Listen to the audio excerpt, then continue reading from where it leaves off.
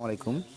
আপনারা দেখতে পাচ্ছেন যে এই যে বস্তার মধ্যে আদার গাছ লাগানো হয়েছে।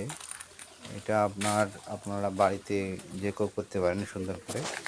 তবে হচ্ছে আপনার মাটি এবং টিএসপি সার, তারপর হচ্ছে গোবর সার, পটাশ, ছাই এগুলো আপনার মিক্সার করে আগে ভালো মতো করে মাটিটা করে নেওয়া দরকার।